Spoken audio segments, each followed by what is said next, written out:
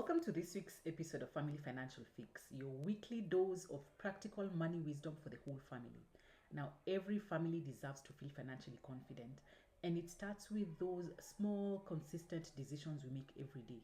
So, in each episode in Family Financial Fix, we look to break down just one money challenge, that families are going through out here, and give simple steps to be able to fix that, steps that we can be able to employ immediately. So this week's challenge is how, and it comes from a first-time parent who's asking, how do I plan for my baby's future when they're so little? First time the child is below 2 years of age. Is it even possible? And is it something that you should be exploring doing? And my recommendation would be one, yes, it is.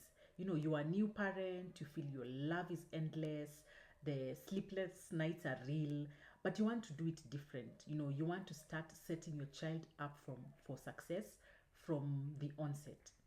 So, what are the small, simple steps that you can do? So, I'll share with you two simple steps that you can take right now, and these are steps that I also use. First step would be to set up a bank account, a junior's bank account. What you need is to make sure you have the documentation needed for the account opening. Would be your own documentation as the parent, which is your KRA PIN, your ID, and the child's documentation, which is their birth certificate. So once you have the birth certificate of your child ready, then you can be able to go and open an account. Now, a bank account comes with two main benefits for me, what I've seen. One is when you open the account, minimum balance would be like about 500 shillings. So at least that is affordable for most of us. You'd open the account, you would get a piggy bank, like a savings jar.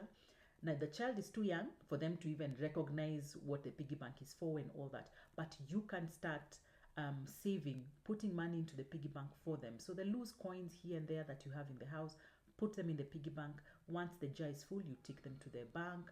They are able to deposit that into the child's bank account. Having that bank account later on, when the child starts school, you are able to get benefits like free banker's check for every term if you have to do a check.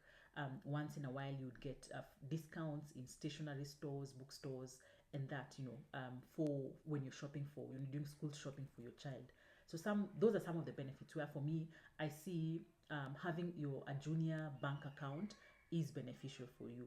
So that's the first option. Having a bank account, you have the piggy bank, and you're able to set your child up, start saving them. It also helps you. You also get to sort of like grow your savings culture when you're putting this money aside for your child.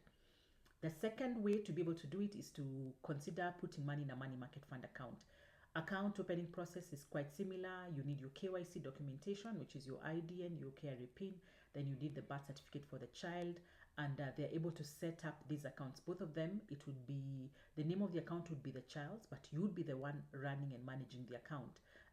So your details are the ones that are used for that. Once the child is older, you can transfer it to them. But once you open a money market fund account, again, it's the same thing. You're able to put in money, minimum balance for this is 500 or 1,000. Minimum deposits that you can make is about 100 shillings here and there.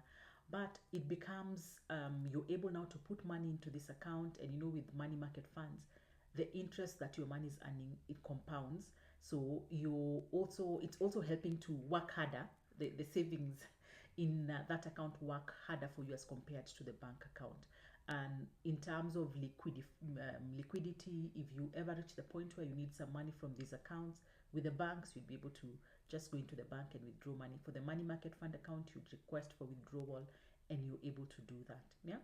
So for me, those are two options that you can explore for your 0 to 2-year-old.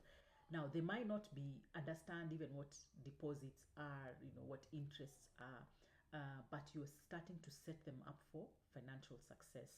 And as you're doing that for them, you're also gaining something. You're growing your own discipline. You're growing your own consistency when it comes to this. So that is our question for today and our recommendation on how you can go about it. I hope that helps not just the follower who asked the question, but any first-time parents who are out there and they're trying to decide, do we open one? How do we go about it?